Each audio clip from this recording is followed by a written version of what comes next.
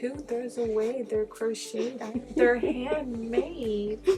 Grandma worked hard on that. It's sometimes subtle, but most times it's not. The impact mothers can have on those they care for. For as long as I can remember, my mom was into arts. Anything from painting to crocheting to cross-stitching. Skeins and projects of all different colors line up one wall of Lillian Morales' office, part of her mother's legacy. I think for her, she used that as a coping mechanism when she moved here to Columbus and realized that she didn't have her tribe. And now it's her sanctuary, in part as well thanks to her abuela. My grandma used to crochet doilies and table runners, so she used a tiny little. So I always grew up with them crocheting. It wasn't always easy living in Ohio. I knew my mom had a really hard time here. She went from having all her friends and family around to having absolutely no one but her mom here and us. The family moving from New York when Lillian was 9 years old. I think for me it was a big culture shock to come from South Bronx, New York to Ohio. That was back in the 80s. And then immediately recognizing that things were different when we got here. Lillian's father had lost his job and thought it best for the family to move to Columbus, to a better place for Lillian and her siblings to grow up. The next thing I knew, we were packing up a U-Haul and coming to Ohio. The first big shock? There weren't a lot of people like Lillian in Columbus. We were always around Latinos when we were growing up in New York. Not only were we maybe a handful of the brown and black folks that we went to school with or lived in our neighborhood didn't have any diversity. It's a brand new patchwork now, some 40 years later.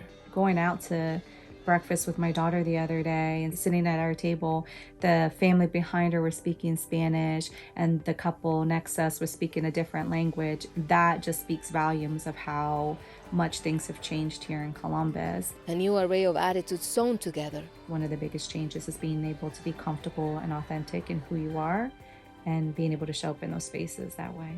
And one of her mom's biggest lessons: freedom of expression, whether it was the way we dressed, how we cut our hair. My brothers used to dye their hair, wear nail polish. I mean, that's just how she was.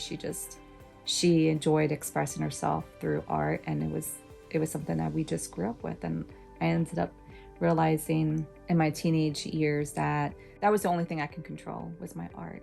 I have coffee cozies. Paying it forward now, Lillian's crochet work no longer just a hobby. At some point, all of my friends had a crocheted scarf or hat.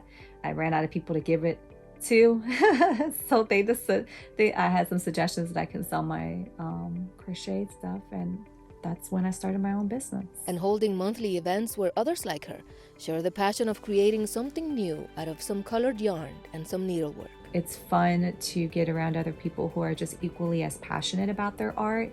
You talk about techniques and yarn, and it's just, I don't know. It's like the geeky version of Comic-Con, except we're like yarn and we have conventions, and it feels a little dorky when you talk to your friends who don't do it, but then when you have people who are friends who enjoy yarn just as much as you do, you feel like you're among your folks, your tribe. But there was a part of her still searching for connection. We definitely couldn't do any of this if it wasn't for the love and support of our community. A way to weave side by side her new traditions and the echoes of her past. I kind of did lose that connection to my culture, only because it was just me and my family, and my parents did really hard to help us assimilate. Back then, that was the big word, is assimilate, get rid of your accent, learn proper English, learn to fit in.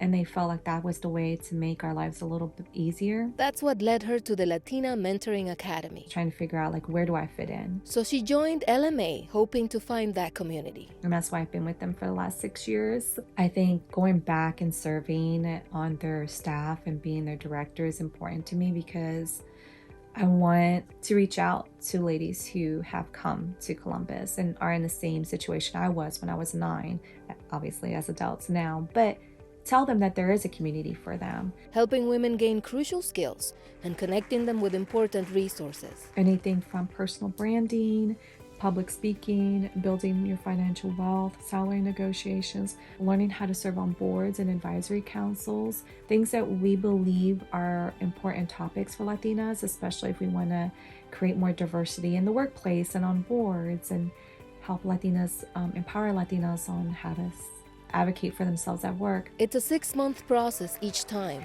And then at the end, we celebrate them. We celebrate them by throwing a graduation where we recognize their commitment to taking time to learn more about who they are, to learn more about, how to navigate where we're at. What are these ones back here? So these are squares. And work with a local, well, not a local, but a charity organization where women will make 7x9 squares and they will mail them in. And then this nonprofit will mail, believe it or not, 500 of them. I had 500 of these, but they'll mail you a big box of 500 squares.